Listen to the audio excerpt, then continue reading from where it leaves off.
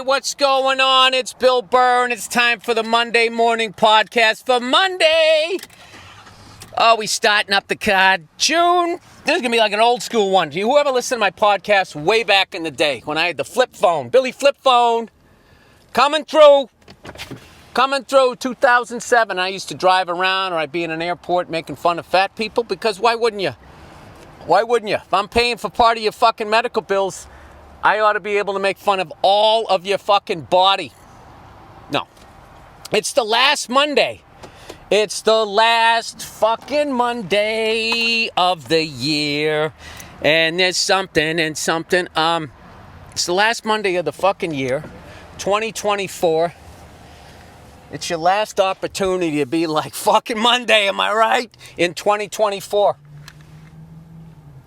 I don't think anything sums up the day-to-day grind like that expression. Fucking Monday, am I right? Oh, the fucking caution light gets me every time. I'm going to be driving down the street while I do this. I was trying to sit outside this fucking coffee shop while I did it. Inicio Coffee. Deep in the valley. INICIO Coffee. Fantastic place to get a cup of coffee. Sweetheart behind the register. And she's an artiste. What makes her an artiste, Bill? I'll tell you why.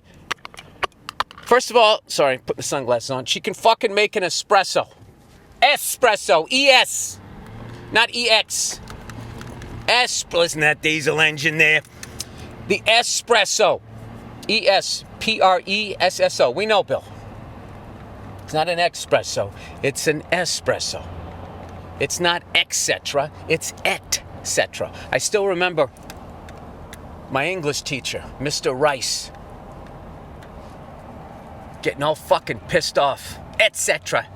E-T, and he was fucking jabbing his finger into the blackboard, etc. E-T-C-E-T-R. He was not having it. He was not having it that day with the etc. Etc. He was a very precise man, very sharp dresser. And the cut of his jib was the English language. And that motherfucker was not putting up with our 1980s bullshit. Anyway, so how I judge a pizza shop, not a pizza shop, a coffee shop, is if they can make an espresso. All right, if it tastes like burnt beans, like those fucking soulless cunts at Starbucks. And I don't blame the air quote baristas behind the counter when it comes to Starbucks. No, I do not. That is not where I put the blame. All right? It's whoever the fucking CEO is for that company, who's recently taken his picture down off the website for reasons that don't need to be discussed. How funny is it that wasn't it fun just to watch CEOs be nervous about the future for once? They have all of us cowering. Is there going to be water? Is there going to be enough money? Will there be food? Is there going to be a third world war? Right? They know all the answers. They have all the answers. Right?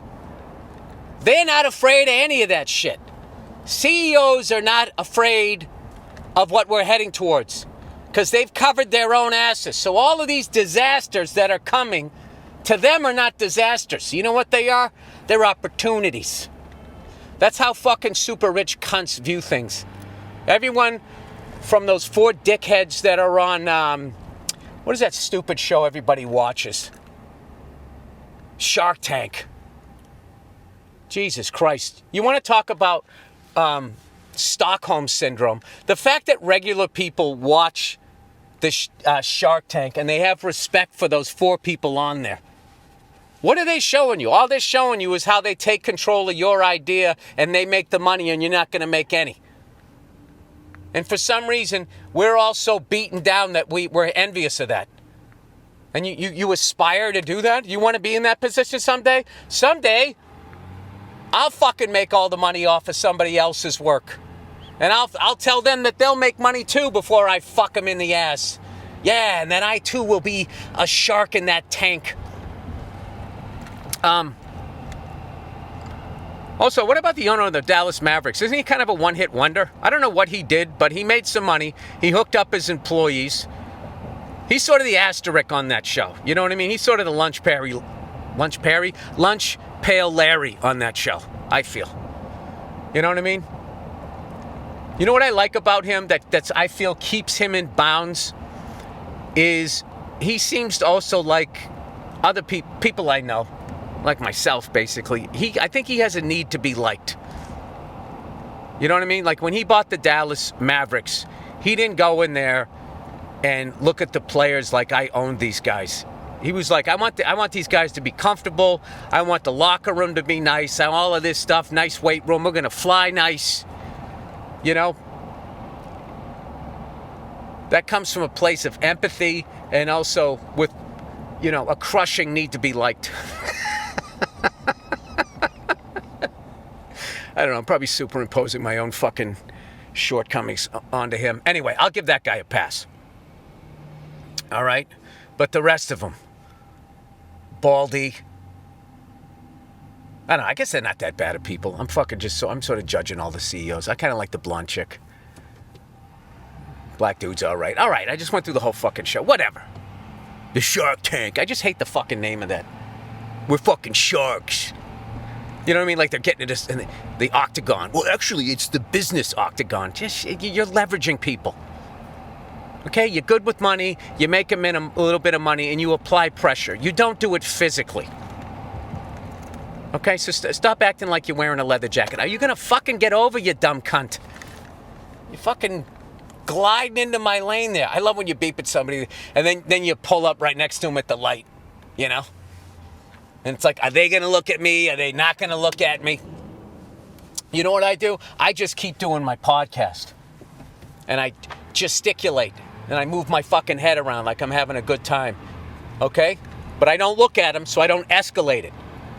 But I'm also passive-aggressively telling them that I'm having a good time. I'm not letting you affect me. So anyway, getting back to this... this coffee shop. Yeah, they make a great espresso.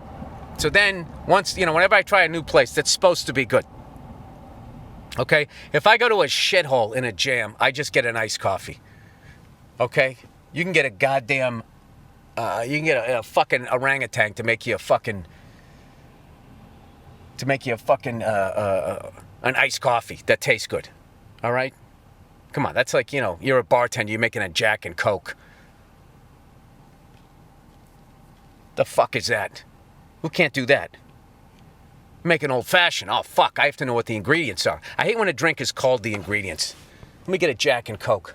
You know how to make a Jack and Coke? Well, I didn't, but now you ordered it, so now I do.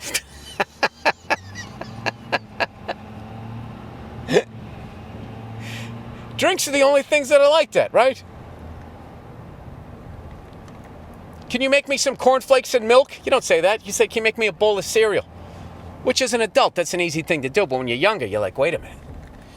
Okay, here we go. What are the ingredients again? Sorry, I'm fucking jacked on coffee. You're just going to have to deal with it.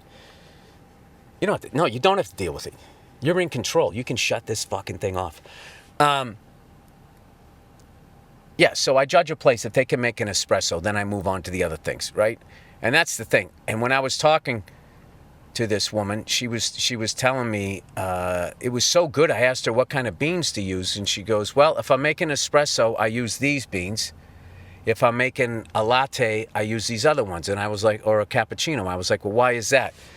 And she's saying, well, the way these beans are, they got a real nutty flavor, good flavor for an espresso. They taste good by themselves, but if you mix them with like the steamed milk, they tended to get a little bitter. And then right then I was just like, all right, I'm dealing with an artist here. Okay? And there's a lot of people out there, they think, a fucking knitted hat and a nose ring makes you a fucking barista. It doesn't. It's actually having the knowledge. I want to go to that place. The old-time drive-in burgers. I want to go that place. I want to check it out. Sorry, I'm driving around here. So anyway, I I had the double espresso. Fucking delish. The one I just made ain't so nice. But the one I had the other day at that place was fantastic. So if you're out and about, up there, near the 5 and the 118, up around that way, that's a fantastic cup of coffee. And it's like a mom and pop type of place, which I like. Which you know what made my fucking week? If you didn't see the Anything Better podcast this week, Verzi was telling me how Dave Portnoy, the great Dave Portnoy, the self-made man Dave Portnoy, all right? Well, these assholes, you know, over the last couple of years tried to make him out like he was this, I don't know what. Meanwhile, he's saving all of these small businesses during the pandemic, right? He's a man of the people. So he told me this story, how he went to go get do one of his pizza reviews, and he was giving the guy a good review, and the guy was, you know, seemed kind of sad. He talked to him. He said, "What's going on with you?" And the guy said, "Well, you know, it looks like we're going to be closing." And Dave was like, "Well, what's it going to take for you to stay open?" He goes, "Oh, man, I need like 60 grand. And Portnoy was like, done. Shook the guy's hand and he saved the dude's business. That's what fucking... Why can't other rich people fucking do that shit? You know, why do you gotta have all the fucking money? I don't understand. I do not fucking understand it. You know, as comedians, we could do benefits. You know, I got a benefit coming. Oh, look at me. Oh, what a segue. I got a benefit coming up January 7th out here in LA. Easiest fucking thing I can do. Go up, I get to live my dream, doing my act. I take the fucking door and I give it to, you know, someone that needs it. I just wish more people would be like that. And if you were like that, then some Luigi guy's not going to come up and fucking, maybe do something.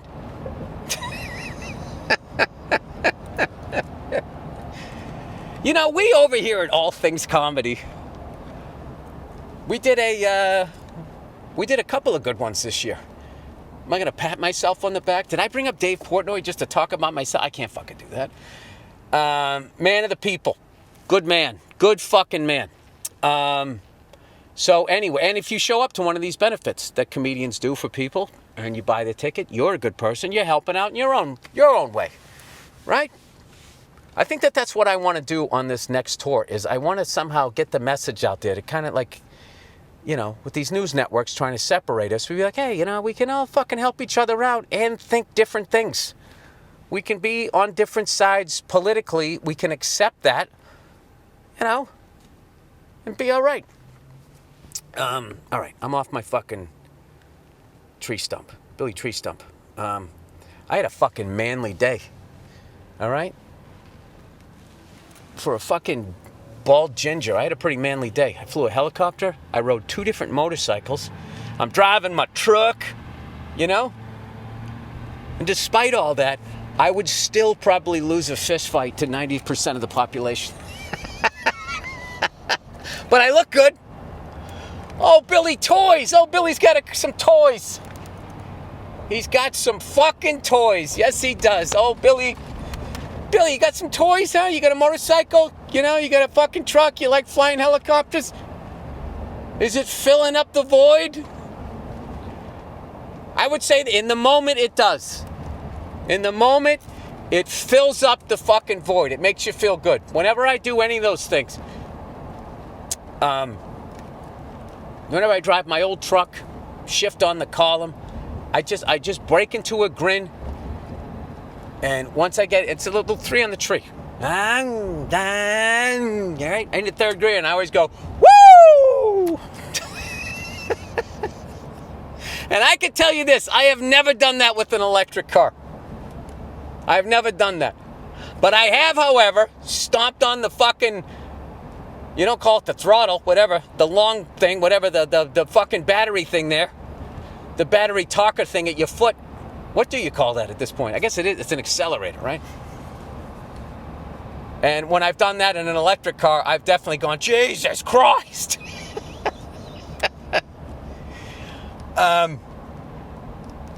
So anyway, plowing ahead here. I am, look, let's be honest. I'm fucking wired on coffee. I watched my first Patriots game this year. You know, we got the shit kicked out of us. What are you going to do? Happy for the Chargers. I'm definitely happy for their coach, Jim Harbaugh, Captain Comeback. I always loved him as a player. Loved him as a coach. Loved what he did at Stanford. Obviously loved what he did at Michigan. That program's back. And yeah, I wanted the guy to continue to succeed, you know. Fucking old school guy. And I also like Justin Herbert. And I always liked the Chargers. You know, this is what kills me, is back in the day, before I went to my first football game, you know, I was watching the Patriots, and the teams that came to Foxborough that I could have seen.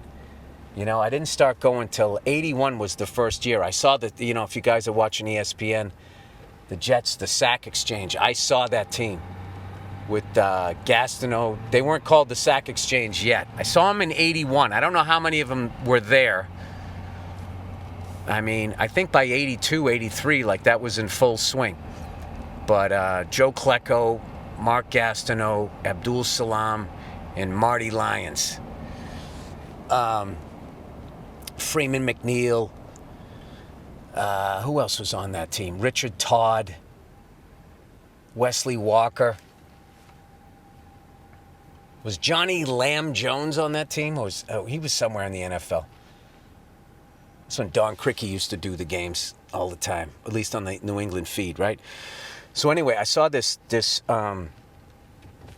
what you call it there? What do you call it there? Somebody tweeted highlights of one of my favorite teams of all time, the late 70s, Air Coryell, Bill Walsh, West Coast offense before he applied it. I think by 1979, I believe he had gone to Stanford at that time. Or maybe he had finally come back with the 49ers. I don't know. But the 1979 San Diego Superchargers came to Foxborough. And I did not go to that game.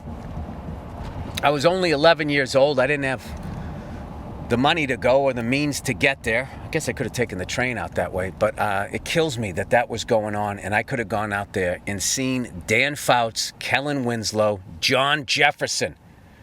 That's a name everybody needs to know, okay? Everybody, you know, if you know your football history, they remember Jerry Rice, okay? And Jerry Rice was the greatest wide receiver of all time throughout his era, and now, all of these years later, you can still argue and put him up against Randy Moss and all the guys that came after, right? But before him, a guy that is skipped over a lot is John Jefferson. And unfortunately, he took the money and went to Green Bay. And I swear to God, John Jefferson and James Lofton actually played on the same team. They just didn't have an offensive line, the right quarter. I think it was Lynn Dickey, but like they were two of the greats of their era. But John Jefferson, in my opinion, was the Jerry Rice before Jerry Rice came along. And one of my just one of my earliest memories, he's one of the first guys that had the goggles. It was him, Joe Washington, and then Eric Dickerson probably made him the most famous, the Kareem glasses, right? At least in football. And that offense was fucking incredible. And one of the coolest stats ever was the strike shortened season, the year that the Redskins won it. I know, I'm going fucking... I'm like doing the sports version of Comic-Con right now. The strike shortened season of, I want to say 82. They only played 8 games, I believe. And there was a guy, Wes Chandler. He filled in for John Jefferson, and he went to... He was playing in San Diego with Dan Fouts and Bill Walsh's West Coast offense, Air Coryell. Oh, my God. And he went to frigid Lambeau with no quarterback. And he just literally fell off the face of the earth. Like they just stopped talking about him, you know? It's like Cano when he went from the Yankees to to the Mariners. I know I fucking jump sports there, but you know what I'm trying to say here. So anyways, the guy that came in and replaced John Jefferson was a guy, Wes Chandler. And that offense was so fucking high-powered, and you got so many touches. And this was unheard of. I know nowadays they can do it, but back then it just was unheard of. In that strike-shortened season, I remember I had the football card. Wes Chandler still had like 1,200 yards. And I want to say he was the only guy that got over 1,000 yards that year, which was insane because he basically played half a fucking season. It was essentially what OJ did when he ran for 2,000 yards, but he did it in a 14-game season. I don't know. Somebody was trying to say that they might add an 18th game. How fucking nuts is that? Like, at that point, like, so many of the records, like, what are you gonna do? What are you gonna say? You're gonna, like, somebody's gonna break Eric Dickerson's single-season rushing record playing 2 more games? But I guess they gave it to him when he played 2 more games than OJ. You know, 16 games versus 14. And then where do you stand on the 72 Dolphins? The last undefeated team. They went 17-0. Now, 17-0, you still have to win 3 more games. You got to go 20-0 to duplicate what they did. So I don't think that's fair for nowadays, but I also don't think it's fair to the Dolphins to, you know, the only reason why they only went 17-0 is because that's all they had to win. Like, who knows? They could have gone 18-0. They could have gone 19. They could have lost. Who the fuck knows? I don't know. I don't know these things. I don't pretend to know these things. So, anyway, yesterday I took the family out. We went to the mall. We went to the mall on a Sunday night, right? Went to the Grove over there on Fairfax. And I got to tell you, I couldn't fucking believe it. I'm thinking like, all right, it's after Christmas. Nobody's going. Fucking place was packed. Annoyingly packed. And I'm watching people still buying shit. I guess because people get gift cards. I don't know what the fuck it is. I really don't understand. I just really do not understand what the fuck was going on. It was like Christmas Eve, you know? And we were going to sit down at this fucking restaurant. It was like an hour-long wait. And we finally were just like, you know what? Fuck this. We're not doing this shit. And we just went out and we got Chinese food. And the kids sat down, and by then I was fucking starving, and I just fucking chowed all the appetizers. But, like, it's funny, man, just watching people walk around, you know, because I've been thinking this thing, you know, for a while now, that, you know, the age that I'm at, you know, I wanna start dressing more like a fucking adult finally.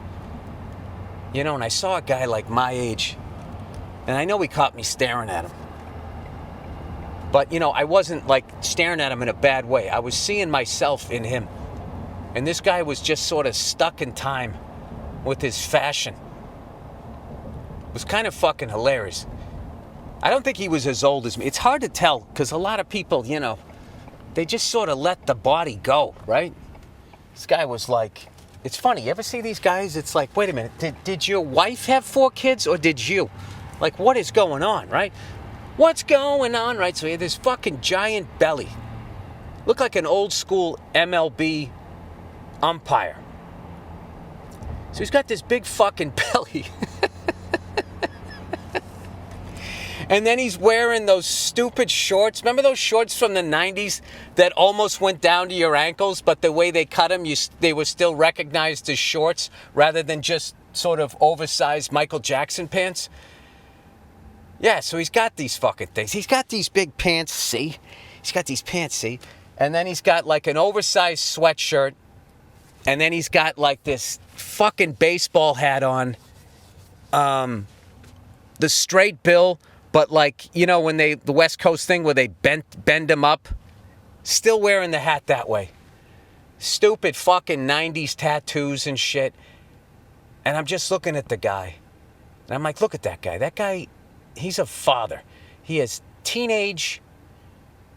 His kids are in their teenage years. And he's probably been married like 20 fucking years. And he's still walking around dressed the same way he probably dressed the first night he took his wife out. It's fucking hilarious. It had a fucking wallet chain.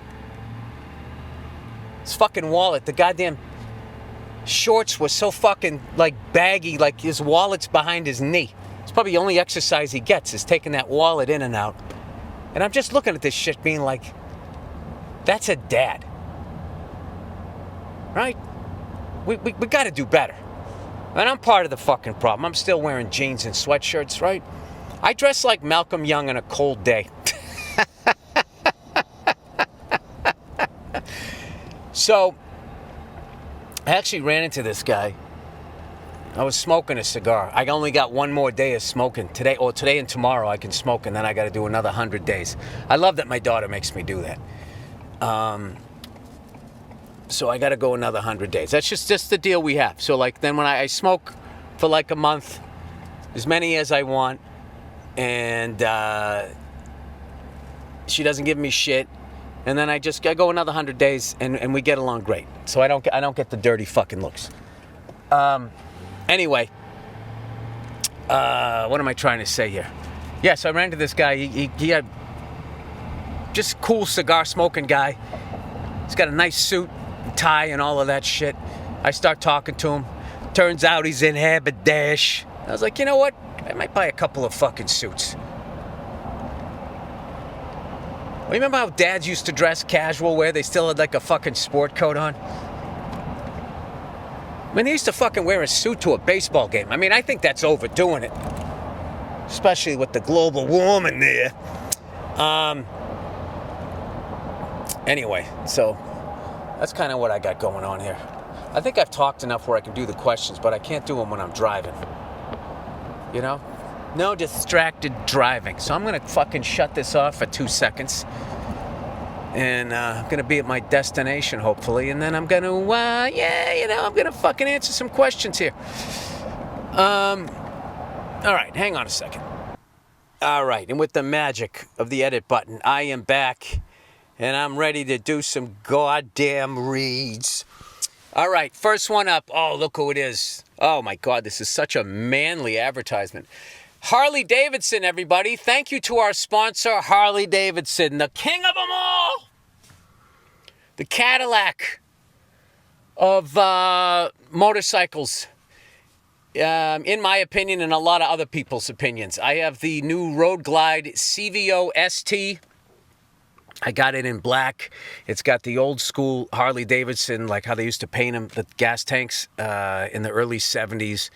It looks way more badass than I am. I feel like such a badass when I'm on it. I don't call it a bike. It's my horse. It's like a fucking Clydesdale. I absolutely fucking love that bike. I will never get rid of that bike. When I get too old to ride, I will just have it in my garage with a folding chair next to it, and I will just sit and look at it. Even just sitting there, how badass that bike looks. I didn't even put new pipes on it yet. All right, I want to have like the perfect, loud enough that it's not obnoxious, but I want to have some pipes on it that makes it seem like I know how to fight. You know. The fucking stereo is killer. It's got the chopped fairing. It looks so fucking badass. And I look like a badass on it. That's how badass the bike is. All right? That bike looks so badass that even when I get on it, the badassness of it does not dip. It raises me up to the bike's level. There you go, Harley. Was that enough? Is that enough to talk about it? I plan on doing some rides coming up before I'm off to New York. I want to do a ride up to Ojai. I like riding the, I don't know, San Gabriel's out here. I just go into the hills. I stay away from the traffic. The bike is awesome, but people in cars are not. So I go during the weekday, man. I get like 3 miles of exposure with other people, and then I'm in, and I swear to God, it's just so like, it's meditative. It's just like flying a helicopter where, you got to be paying attention to what you're doing. Okay? And people think that that's stressful. It isn't. It clears your mind. You're just out there. And then what happens after a while is you and the machine become one. And then you got the muscle memory. And you're just doing stuff. And then you can actually start taking in your surroundings. I don't think you can do that on a bike, though. I don't think you can ever fully take in your surroundings without checking both your mirrors first and making sure you're not in a turn. Then you can take in your surroundings. Anyway, if you ever dreamed of having the feeling of freedom on two wheels but didn't know where to start, let me tell you about the Harley-Davidson Riding Academy. And this is huge for people. There's so many people who, their parents wouldn't let them ride motorcycles, dirt bikes and shit, so you feel like you can't do it now. You can. That's what I did. I just took a motorcycle safety course, and that was great. Forget about taking it at Harley-Davidson. This is amazing. Their expert instructors will guide you every step of the way. You'll go from what's a clutch to confidently cruising the streets like a pro. The new year is right around the corner. Make this the year you learn to ride. This is one resolution you'll be glad you made. Dude, it's the shit. It's the shit. I can tell you that, man. I've never regretted getting my motorcycle license. I can't say enough about it. It's playing drums, flying helicopters, riding motorcycles. It's what life is about. All right? Don't fucking sit there binge watching a series. Get out there and do something on your bike. Visit harleydavidson.com/Bill Burr to sign up for the Harley-Davidson Riding Academy, which allows you to learn how to ride a motorcycle and get your license. Even get your license. That's going to be the best part. You're going to do the whole driving part there. Then all you have to do is just, read the book a couple times, fucking get that shit down, and go in, take your license, and you're off, you're going. All right? That's harleydavidson.com/Bill Burr. That's it. All right. Oh, who's next? Open phone, everyone. Is your phone open? Running a small business means you're wearing a lot of hats. Your personal phone becomes your business phone, and before you know it, you're juggling customer calls day and night. As your team grows, it becomes impossible to manage your own with your personal number. That's where Open Phone comes in. Open Phone is the #1 phone system. They'll help you separate your personal life from your growing business for just $15 a month. The cost of a few coffees. You get complete transparency and visibility into everything happening with your business phone. Open Phone works through an app, of course, on your phone or computer, and integrates with HubSpot and hundreds of other systems. They use AI-powered call transcripts and summaries, so you'll have a summary of your phone call with action items as soon as you hang up. And if you miss a call, automated messages are sent directly to your customers, meaning you'll never miss an opportunity to engage with them. It's affordable and easy to use, whether you're a one-person operation and need help managing calls automatically or have a large team and need better tools for efficient collaboration. Open Phone is a no-brainer. Plus, they've won multiple awards by G2 for software reviews and are trusted by over 50,000 businesses. Right now, Open Phones is offering 20% off your first 6 months when you go to openphone.com/Burr. That's OPENPHONE.com/Burr for 20% off 6 months. Openphone.com/Burr. And if you have existing numbers with another service, Open Phone will port them over at no extra charge. There you go. All right, now it is time to get into the reads for the week there. All right. This is where you guys write in. You ask me questions, you ask for advice, or you just give me shit. All right. Dear Glengarry, Glenn Bald, it was sad and pathetic to hear you were looking under your car with your cell phone flashlight. Oh, yeah, I had an issue with my Jag. The engine light came on. So I pulled over, and that's what I was using. He goes, I'm surprised that a practical and competent man, a pilot no less, does not have a proper flashlight in the car. What the fuck, man? Please get your shit together. You should have at minimum one flashlight, and for good measure, maybe a headlamp also. Merry Christmas. Jesus, this guy is setting the standard of being a man pretty fucking high. Sir, let me tell you something about having ADD. You can have a flashlight. You can have a fucking office light in there. Within fucking 2 minutes of putting in your car, you're going to forget it's there. All right? I'm in my truck right now, and I have a little pilot flashlight thing here, and guess what it is? Guess what? I can't find the fucking thing. I don't know where they go. People fucking take them and shit.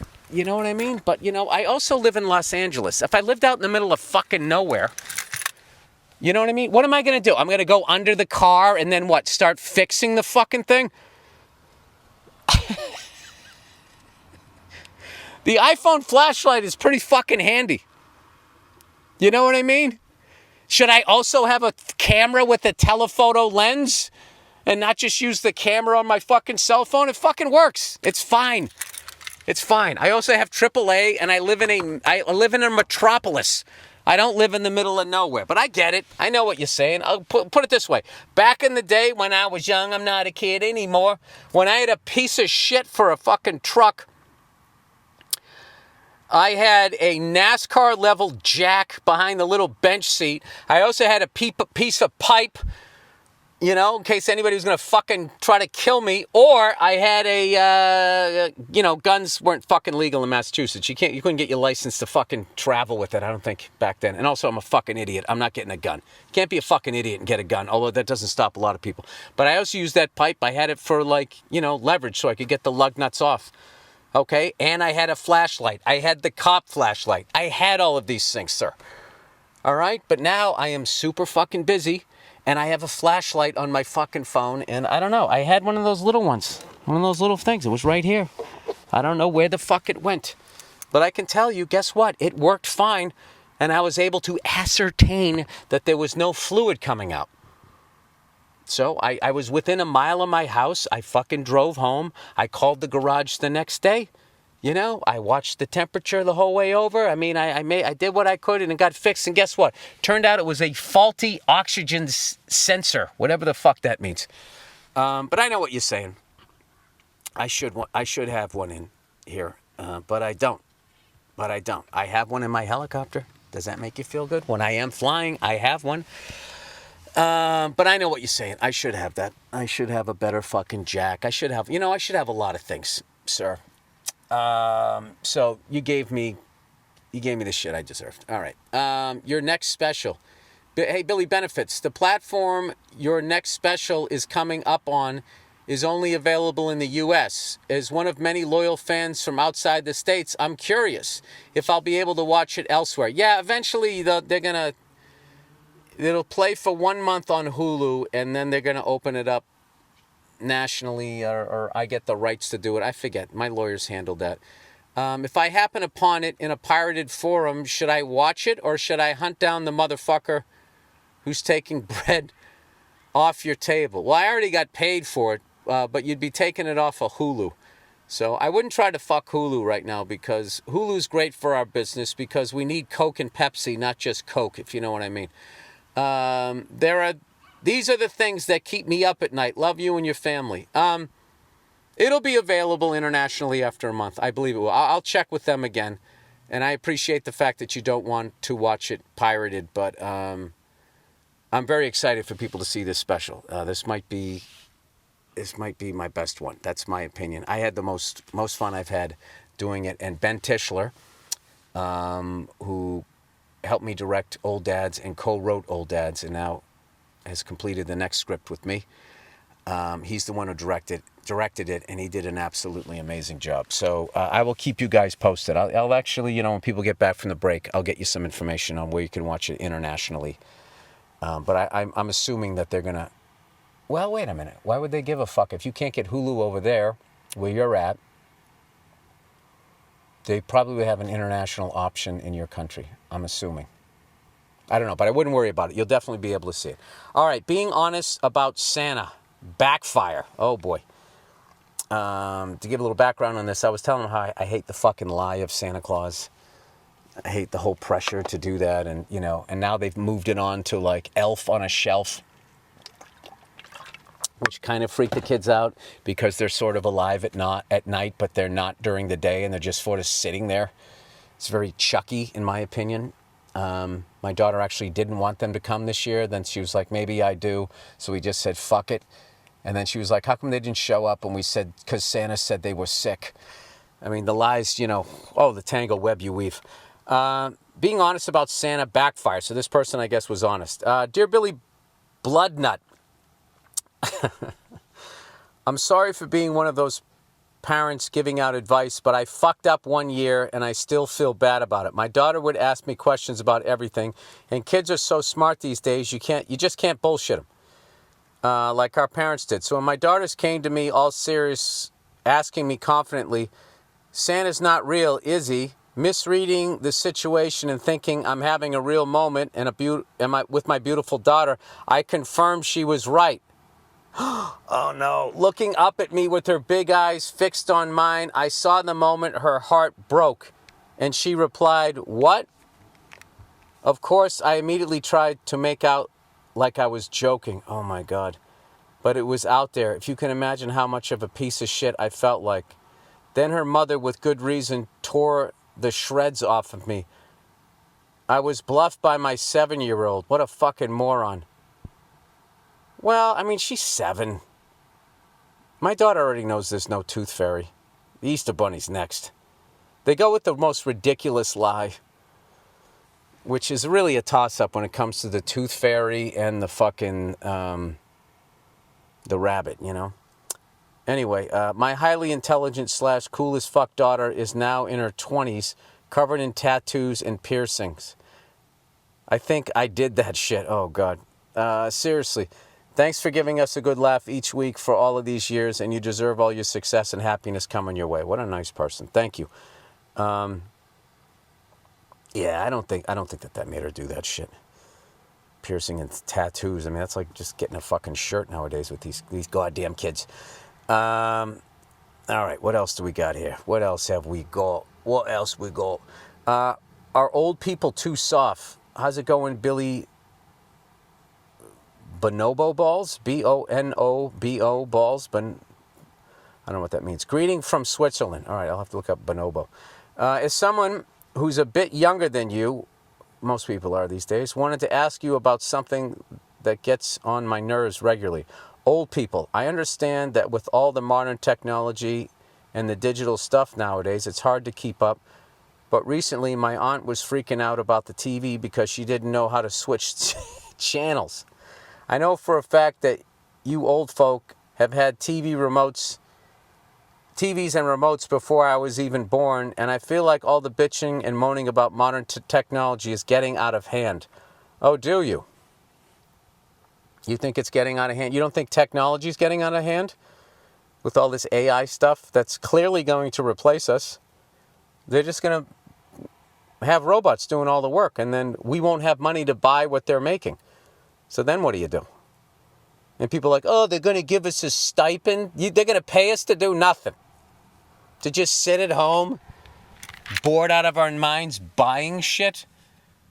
First of all, do you want to live that life? Okay, but whatever. You know, you're younger, you have a different perspective. You grew up with it, so it doesn't freak you out. So maybe I'm overreacting. Maybe you're a little too trusting. Who knows? I hope you're right. Anyway, he said, I think learning the basic functions of a smartphone isn't this Herculean task, and that the older generation, who always tells us to toughen up, should just get over it, especially when I've explained it to them 20 times already. All right, 2 things on that. One, I think you're making a good point. And then secondly, you also have to understand that, like, with every time they do like a new upgrade, you know, whatever, the system upgrades, a lot of the stuff changes, like where the button is, how you did it. So we sort of, like, at our age, are just sort of memorizing how to do it. And that's how we learned. You know what I mean? So when you learned how to do something, if you were interacting with whatever you learned, once you learned it, you had it down. Like if you learned how to drive a stick shift, you didn't plug your car in, and then there was a new update, and then all of a sudden the throttle was on the side where the clutch is, and vice versa. So that's what becomes frustrating is you learn these things, and then I'm just speaking for me. And then also they're not interesting to us. Because we actually grew up interacting with life in life, rather than this sort of like virtual world of the internet and stuff like that. So I still find like driving my old truck is way more thrilling and way more an alive feeling than driving down the street in an electric car with a giant iPad with all of this fucking information and all of this shit. Like I'm trying to drive from here to Siberia. I don't understand that stuff. But I also get that, these things are here and we should have a better attitude about them. But I will say, though, like, the remote control, it isn't just switching channels. Like the remote that we had, you got the remote. That was the fucking remote. And the remote had an on-off button and an up-down button. Channel up, channel down. That was fucking it. You weren't going from all of these different streaming services and the guide and the search and typing and doing all of this stuff. I mean, they're pretty fucking involved. There wasn't 3 different remote controls. It's gotten pretty complex. And I will say, the older you get, you're tired. All right? We raised you. Raising a kid is fucking exhausting. It doesn't even make sense. You're just fucking tired all the time, because even when you're not interacting with them, you're sort of like idling with this worry. I drop them off at school. I worry. Oh my God, they're going to go fight today? Is somebody going to pick on them? They're going to have a good time? Am I doing the right things? Did I spend enough time with them on the weekend? I mean, it never ends. It really never ends. So, like, someday when you have kids, like, I'll be honest with you, like, it takes up a lot of bandwidth, to use your words. But I also think that what you said, you should man up and learn to interact with these things. I think that's a great thing, to be like, wait a minute, I thought your generation was tougher than mine. You know what I mean? You raised yourselves, you had your keys and whatever, and all you need is a little fucking clicker, and you can't deal with buttons. That overwhelms you. I think that would relight the pilot light in a lot of us older people. But I think you made some great points there. Kind of inspired me to quit bitching and maybe learn how to do some of these things. All right, continuing on. How much time have I babbled here? All right, this might be a little short today. I got shit to do, as always. All right, Billy Burr, Baker Apron. Hey, Billy the Baker, I recently started baking, partly inspired by you. Oh, it's great, dude. That's a fucking great thing to do. It's another thing. You really have to pay attention. It's very precise, and it gets you out of your head. Anyway, you were talking about pumpkin bread on the podcast, and it's been a blast. Well, I mentioned wanting a new apron recently, and my wife had this designed for me for Christmas. Thought you might appreciate it. I'm holding a brioche loaf I baked Christmas Eve for blueberry stuffed French toast Christmas morning. Highly recommend it. You know what? For some reason, I don't have the picture. I imagine it's on your apron. You know what really upset me was my kids. I made a Dutch baby, German pancake, whatever you call it, for them, and I wanted to add blueberries because I squeeze lemon and butter on top of it, and lemon and blueberries go really well together, and butter. You know what I mean? It's almost like the pie fillings on top. And I made it for them, and they didn't like it. They're like, we like the older one, da-da-da-da, and all that. So I think I need a better recipe. And then also, I never eat it because I don't eat sweets and all of that shit. You put powdered sugar on it and stuff, right? So I ended up eating it so it wouldn't go to waste. But I might try one, an apple cinnamon one, which I think they might like. But I also think I would have to, like, apples really need to bake for a while. I don't know that 20 minutes would be enough, but I'm going to look that up. There's a couple things. I want to make homemade biscuits. I want a good breakfast burrito recipe, and then I want to sort of zhuzh up the Dutch baby things, because I'm getting tired of just making like the plain one. But my kids fucking love it. They absolutely love it. So anyway, that is the all right, I'm going to stop there. That is the podcast. I'm looking forward to NFL playoffs coming up. It's pretty wild, some of the stuff that happened yesterday. 2 days ago? How about Joe Burrow? You know, his field goal kicker was just having an off day, and he's just like, fuck it. The offense, we're going to do it ourselves. And he went right down the field, beat the Broncos in overtime. That was a phenomenal game. My Patriots wasn't such a great game. My dumbass bet against Baker Mayfield. I knew he was going to score some points, but I thought they'd take him out of the game. I didn't see any of the game because I don't have the package anymore, but I swear to God, Doesn't look like they took him out of the game at all. Jesus Christ. Was it 48-10 or 16? They kicked the shit out of him. Congratulations to the Vikings going 14-2. I'm going to be rooting for them, rooting for the Lions. And then you got the mainstay. You got the Kansas City Chiefs. Can anybody knock them off the block? It's going to be a lot of fun. Definitely looking forward to that. And I'm almost off book for Glengarry, and I still got a month before we even start the play, so I'm pretty excited about that. And I was grinding this last few months, so I didn't fly or ride a motorcycle in a while, so it was a really fun thing to do this morning. Whatever, count my blessings here, and it's because you guys listen to my stuff, you watch my specials, and you come out to my shows, and I really, really appreciate it because I'm able to provide an amazing life for my lovely wife and kids. So thank you. Thank you for another great year. Happy New Year to all of you. And of course, as always, go fuck yourselves. I'll check in on you on Thursday in 2025. All right, we'll see you.